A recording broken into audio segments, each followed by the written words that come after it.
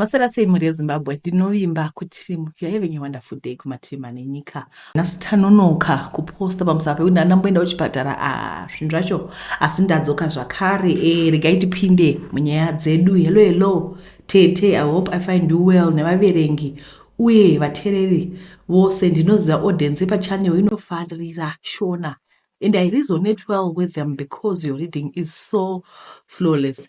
But ndichaedza kusanganisa English and Shona. I'm glad kuri kuita vanhu vakawanda vari kutaura about their childhood experiences nana sekuru vavo, kunyanya hanzvadzi yana amai. That experience because use of the word trauma makes it a permanent scar and it's not good. Tete ini ndiri murume ari kuma late 20s. Ndakakura ine small family yakazadzwa nerudo. Vabereki vedu vaiita nepose pavanogona kuti tive tiri well catered for without any lack. Chingava chikafu, zvikupfeka, matoys, you name it, we had it. Taisava varombo uye taisavawo vapfumi, but we were okay zvekutoti kunzvimbo yataigara taitovawo the better ones. Okay, so tichikura baba vangu was always munhu asina pressure nezvakawanda. Amaiwo vaiva nemoyo murefusa, so much that some relatives liked visiting us pama holidays or inviting ini nemasiblings angu kudzimba dzavo because taitoendako takatakura magroceries. So ipano pane nyaya, amai vangu vane hanzvadzi dzavo two dzaiuya kuma holidays most times. One wacho tongoti aiuya more than the other, and sometimes vaiuya vose. So mukuuya kwavo sometimes they would occupy room yangu or guest bedroom depending nekuti panenge paine vanhu vakawanda sei. So paizoti pakuvata manje angu ava vaitanga kukoira pamusoro pangu. This started happening ndichiri, I think, 4 years old. Zvaiitika every night during their visit. Then pakaita imwe holiday vanasekuru ava vakauya vari vose. Vakambotanga vachikoirana voga, then take turns to go on top of me. Vaibudisa zvinhu zvavo vachindibatisa and sometimes kutondinanzvisa. Fast forward, pandakatangawo kuenda kucreche, ndandakuitawo the same to other boys. Ndainzwa kunakidzwa nazvo.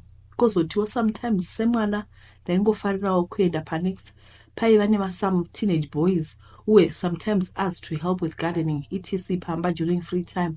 Ndaiti ndikaendawo kwavo ndaitonetsera kubata zvinhu zvavo till they would just let me and laugh it off. So this became me. Primary school yese ngoma ndiyo. Ndaitoda kutoita personalize a person, oita friend yangu ndega kuti asazoudza vamwe zvandaita izvi. Pamwewo ndaitengera munhu zvimazepe kana shebet paschool gate kuti andibvumidze. High school same thing. Manje paboarding school munoti kugeza mese, kurara close to each other etc. It meant this was going to worsen. But manje, this is when I started to have issues tete. Wawe ku high school, ninguwa kutanga kuta ma feelings chaiwo. And as expected, mkomana, anofanirawo, akuita tuaskana, pano ne apo. To be honest, high school became tough for me. Ndopa nanda kuti ndenda kutoona mkomana is extremely attractive. And vaskana, I didn't even look at them. Zvaindinetsa. Manje kuti, is this what it must be? I thought zvaizongopera nenguva, but I also took time ndikatsvaka mudictionary kuti zvinonzi murume ari attracted to the same sex. Zvakandinetsa kugashira kuti saka apa titori gay zvechokwadi or it's a passing phase. Since ipapo, I started regretting heavily kusiya ma-uncles angu achiita zvaindiita ndiri mwana, but also ndaigova sei I was only a child. Zvakawanda had no meaning at all. With time, ndakazozvigamuchira hangu because I tried kumbodana nevasikana. Ndasava neva-feeling navo zvachose. I even slept with a few, but in all that pfungwa dzinenge dzitoriwo pana someone else mukomana.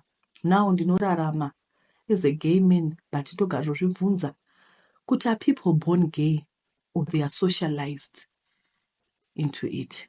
Nekuti sometimes ndinoti maybe vana sekuru ava vakaona ndiri mudiki kuti ndiri gay, vakabva vatotangawo neni.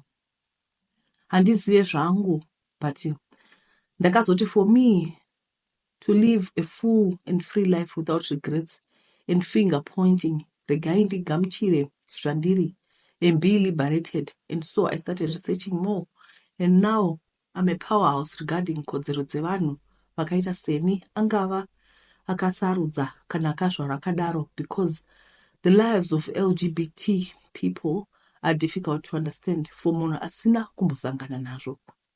Ndinoziva a lot will have negative things to say, asi ndinoti kwamuri mose hapana anotadza kupfuura umwe, and we should not judge people.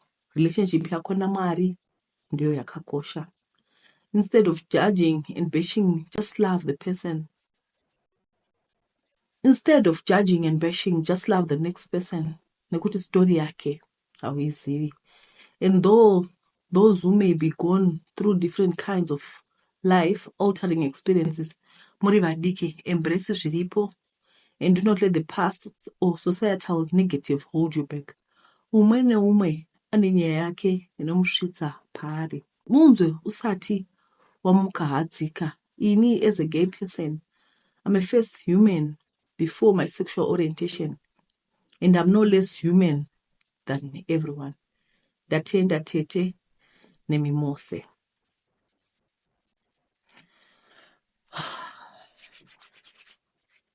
Alright. Toda kudzokera kumashure. This was a child akazvarwa ari normal. Vana sekuru vakatanga kuita mwana ane 4 years. Asi mwana haana kukwanisa kuudza vana mama. Mwana akatosocializiwa into that kusvika muzuva ranhasi. Vabvunza kuti munhu anozvarwa ari gay here kana kuti you are socialized into it. Vakataurazve vakati vana sekuru vangu, saka pamwe ndivo vakatoona kuti ndiri gay ndichiri mwana mudiki, vakatorega titi tangi. My question now, handiti inonzi abuse kai. Handiti, what's the name? Starachi uri kunditiza muriziva muzotaura. Kana uri mberi kwekamera unomboita kunge warohwa nebuka so.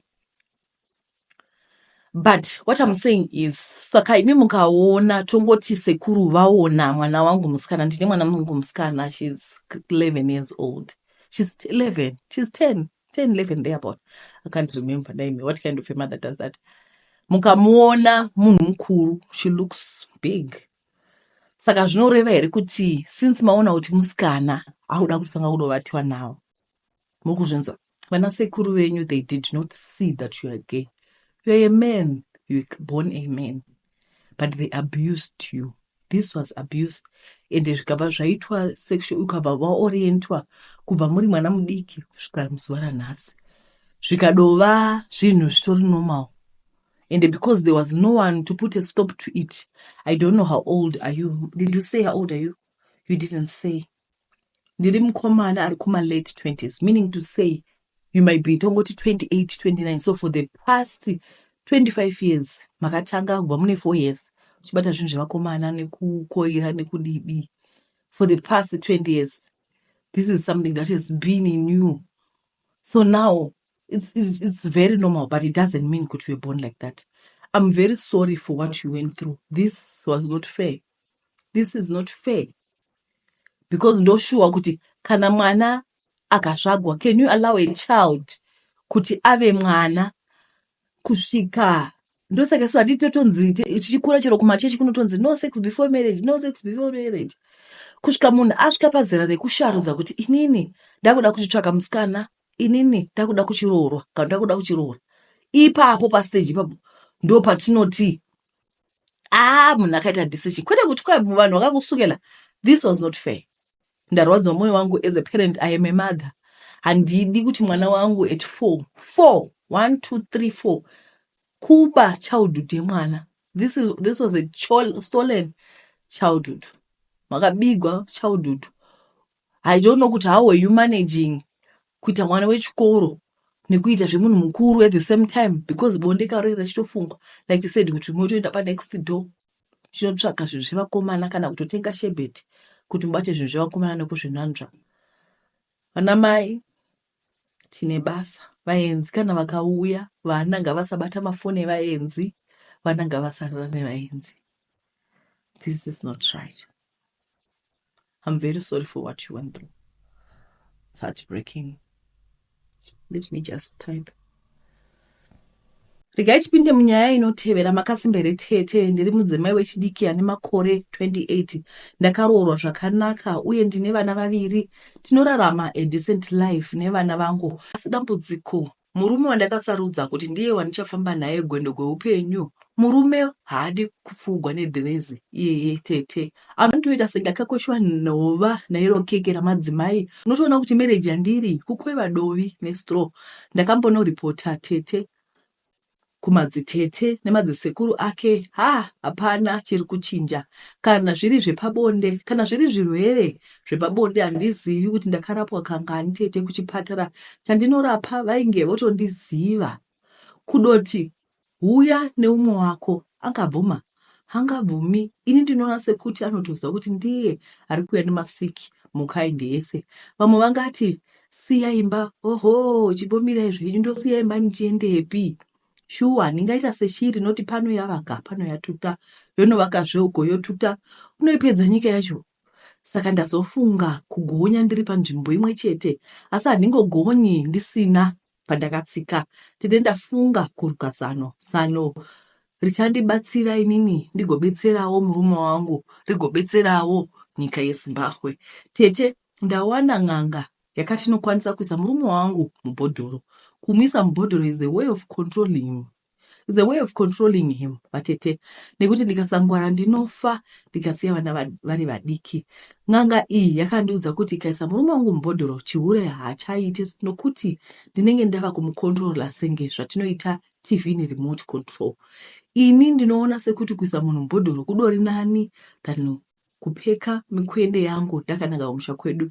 Vele hakuna kusinganayi vatete. Hakuna mvura isina datya. Tinenge tichingodaidzira kuti kuno tine reti rinotapira kuti mama. Takaenda murudo. Kusiri kufa ndekupi, nokuti ndikasadaro ndichafa ndakamira sechibhorani. Iye achisara achinakigwa nelife. Muvhuro uno tiri kutoenda, tiri kugadzirisa nyika.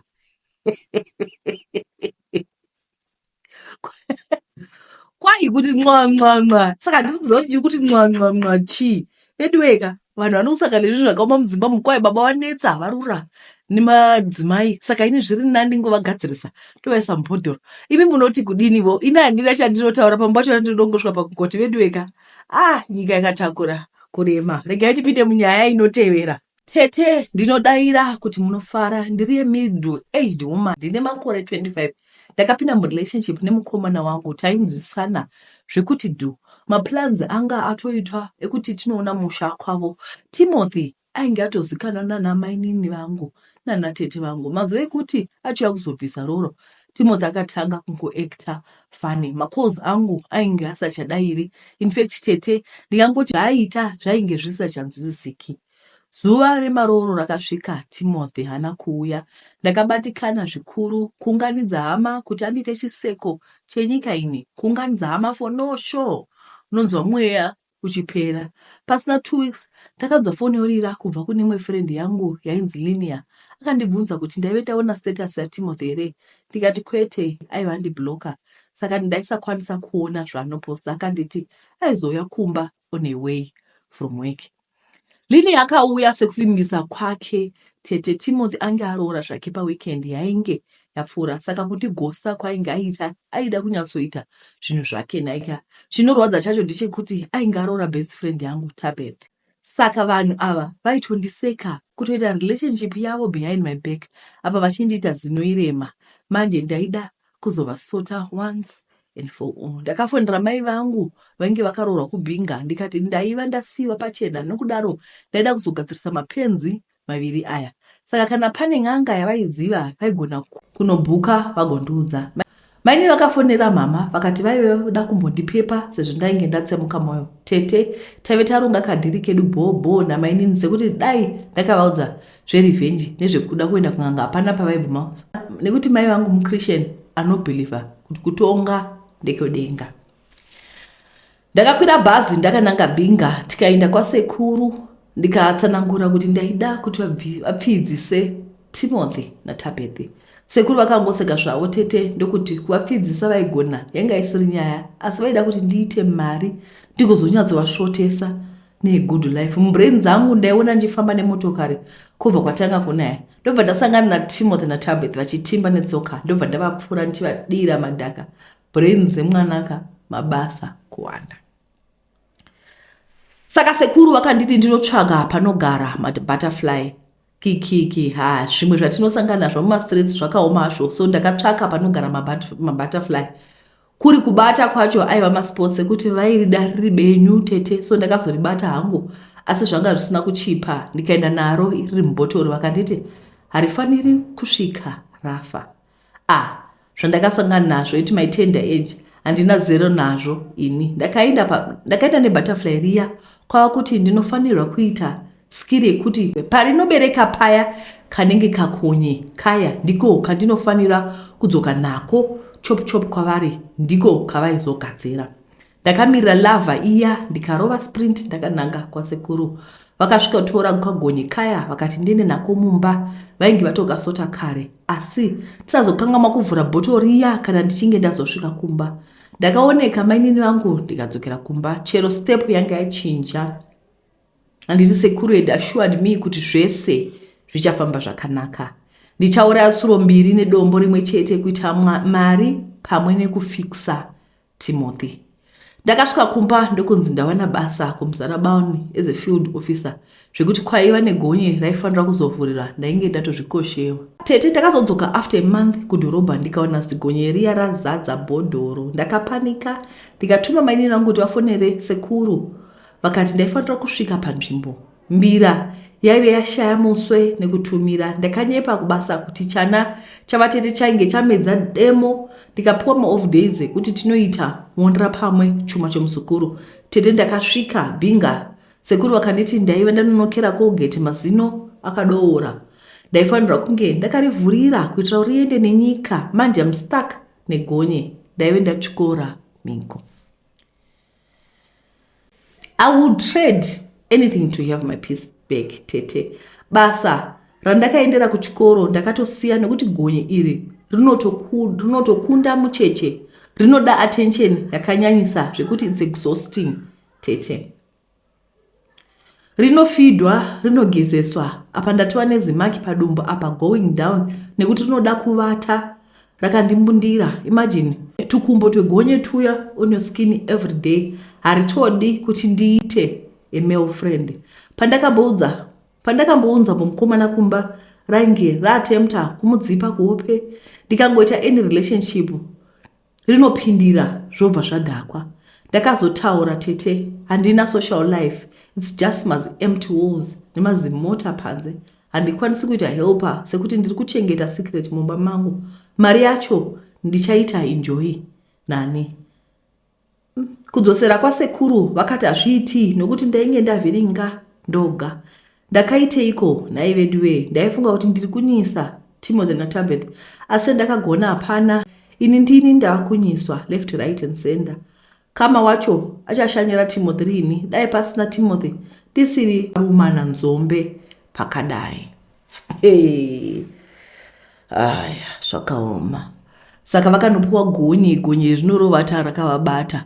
Vatumira picture yekuti padumbu pavo posapa pakazara mamaki. Zvinhu zvatinovona aiva vangoti kwai ndisazokuratidzai zvenyu, asi mika unokumerera.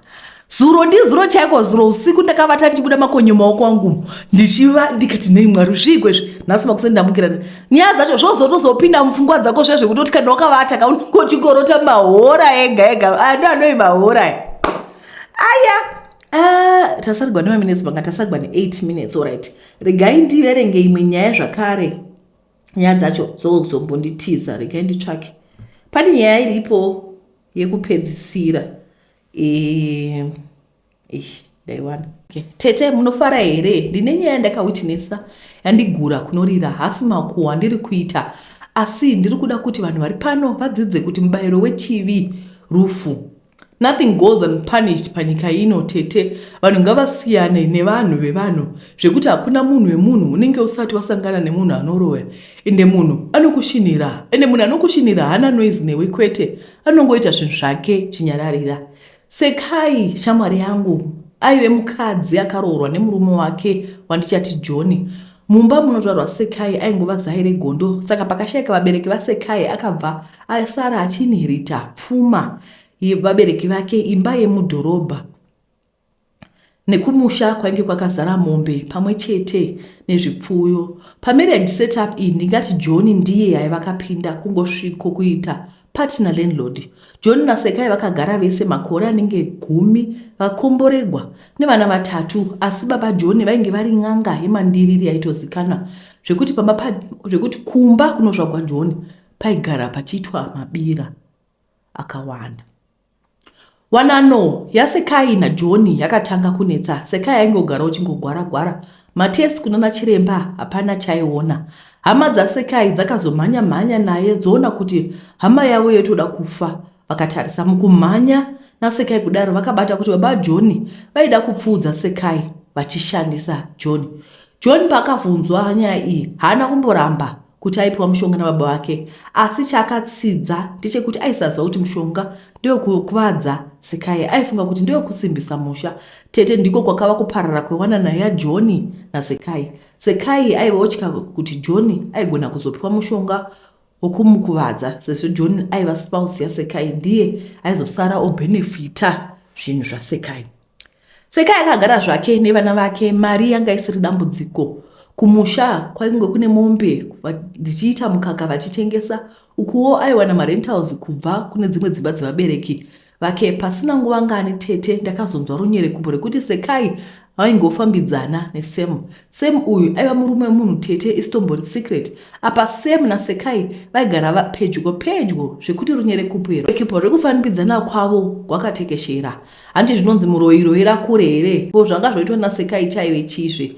Saka akasiya murume wake kuti agotorawo umwe. Personally tete ndakasimuka ndikanoona Sekai kuti ndimutsiure kuti zvaya kuita izvi zvanga zvisina kunaka. Asi Sekai was a gone girl. Sekai ainge anyura zvekuti kuzama kumuonesa kwaidova kutamba nenguva.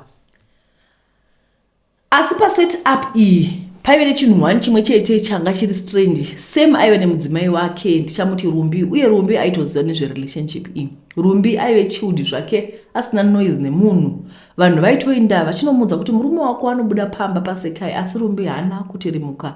Rudo rwakatsviriridza. Sekai akabatsirwa mwana wakatumidza zita rekuti Tanaka aikaka.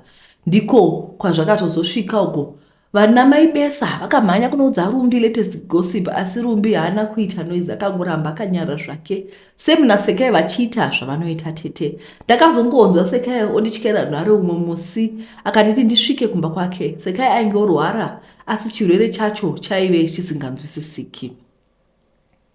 Akatomboitwa macancer test asi aibuda ari negative. Saka Sekai akatanga kuchuruka mvura kusika rudzi kwake yaikachidza ichiti pfa.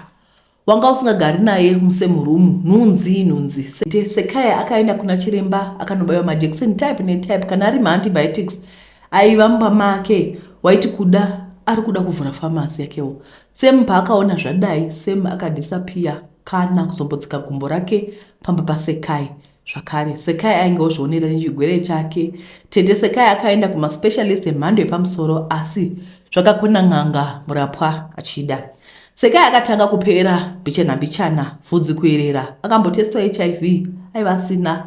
Dumbu kukura somunhu akazvitakura tete, asi raive risina chinhu. Hama dzaSekai dzakauya dzikada kuzama kurapisa hama yavo kuchibhoyi pamwe chete nekuchivanhu. Akaudzwa kuti Sekai ainge anamwa nerukawo nemudzimai wemurume waifambidzana naye.